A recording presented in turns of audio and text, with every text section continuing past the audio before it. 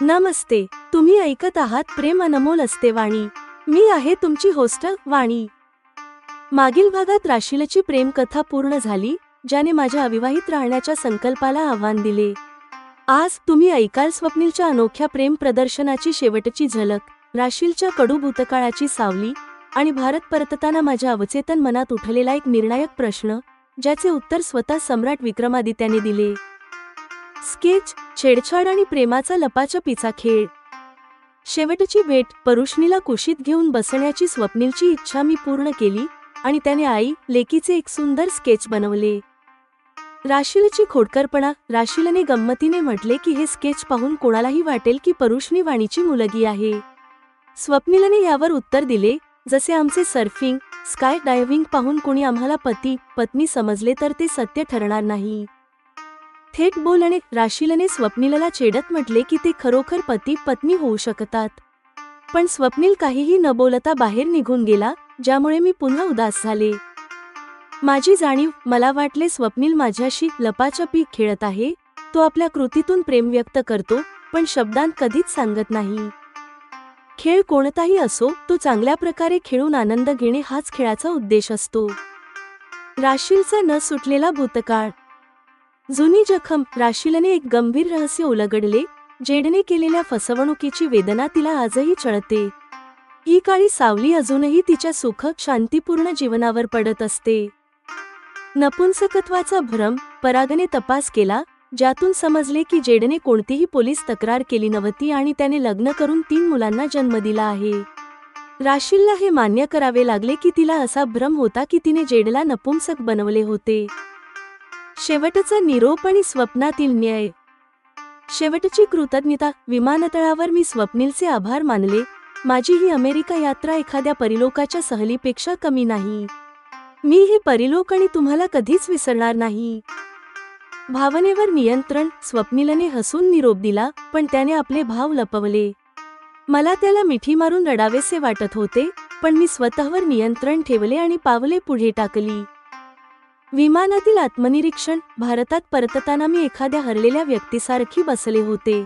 मला वाटले की आपल्या दोघांमध्ये काहीतरी न बोलता राहणे अयोग्य आहे. न्यायाचे स्वप्न. तेव्हाच मला झोप लागली आणि माझ्या अवचेतन मनात एक दृश्य दिसले. सम्राट विक्रमादित्यासमोर स्वप्नील आणि मी उभे होतो. मी तक्रार केली, स्वप्नील माझ्यावर प्रेम करतो. ही गोष्ट शब्दांत व्यक्त न करून त्याने माझे मन दुखावले आहे. जेव्हा मी माझे प्रेम स्वीकारले, तेव्हा सम्राटाने विचारले, मग आपली प्रीती तुम्ही स्वतः स्वप्नीलला सांगून का व्यक्त केली नाही? स्वप्नीलने माझी बाजू सावरून धरली. ही भारतीय संस्कारात वाढलेली मुलगी आहे. भारतीय संस्कृतीत स्वतःहून पुढाकार घेऊन प्रेम व्यक्त करताना मुलीला नैसर्गिकरित्या संकोच वाटतो. हे ऐकून सिंहासन 32तील 32 पुतळ्या हसू लागल्या.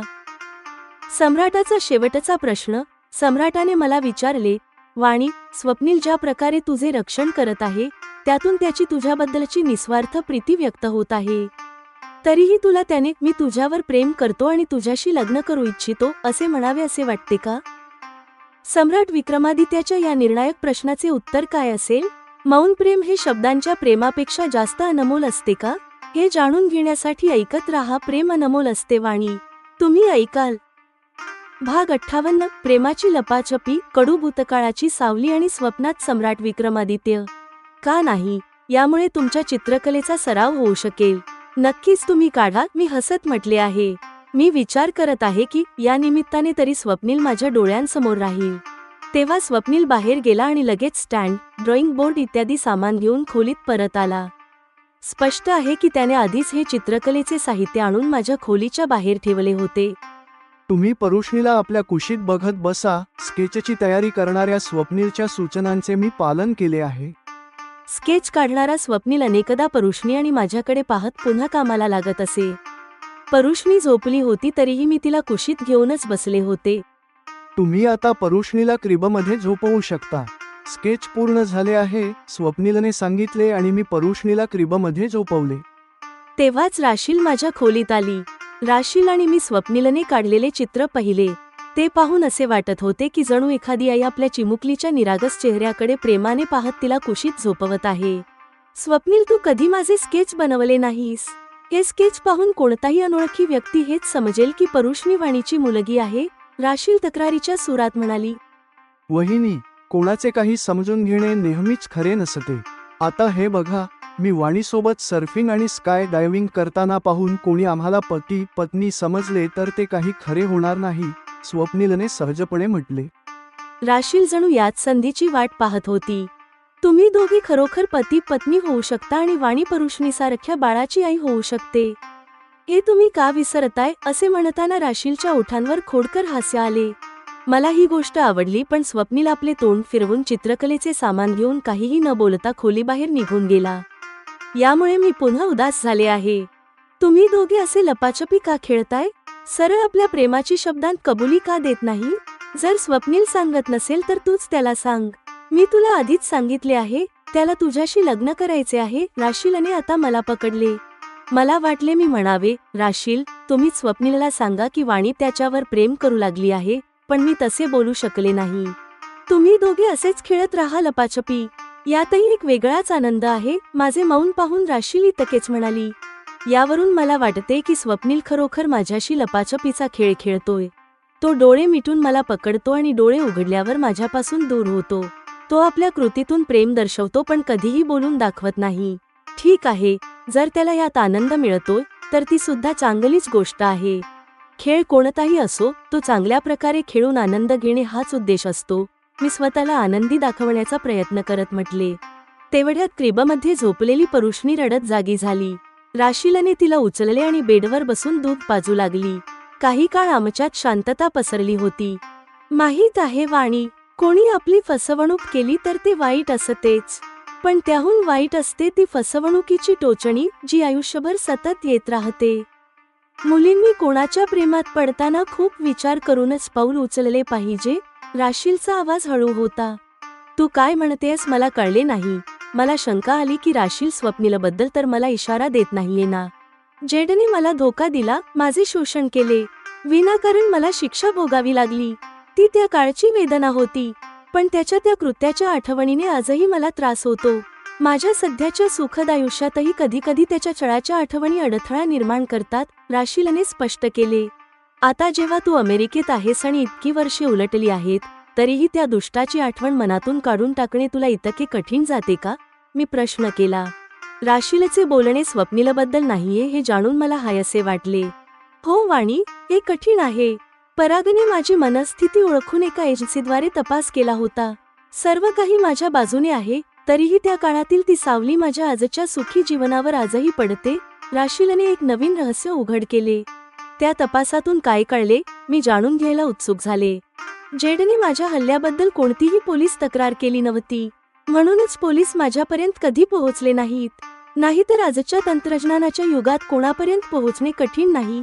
सांगताना राशील थोडी थांबली. तिने तिचे बोलणे लवकर पूर्ण करावे अशी माझी ओढ होती.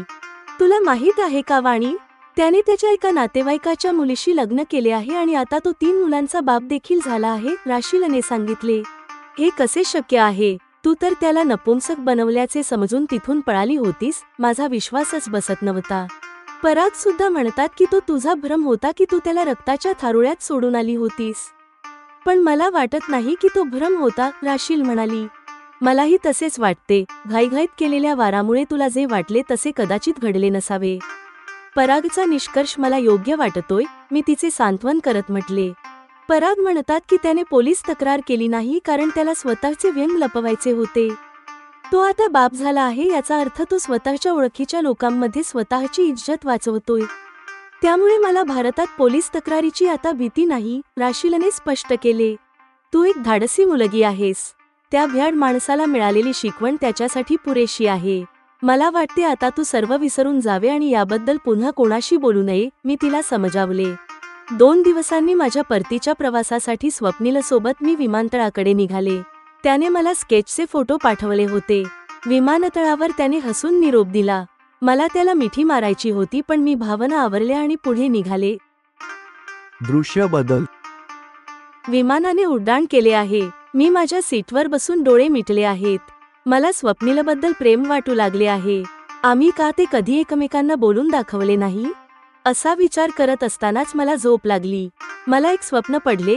सम्राट विक्रमादित्यासमोर मी उभी आहे आणि तक्रार करत आहे की स्वप्नील प्रेम तर करतो पण सांगत नाही. वाणी, स्वप्नील ज्या प्रकारे तुझी बाजू सावरून धरतोय त्यातून त्याचे निस्वार्थ प्रेम दिसते. तुला अजूनही त्याने शब्दांत सांगावे असे वाटते का? सम्राटाने विचारले. जेमिनीचे विश्लेषण, मार्गदर्शक सूचना आणि सादरीकरण निर्देश. भाग 58 समाप्त.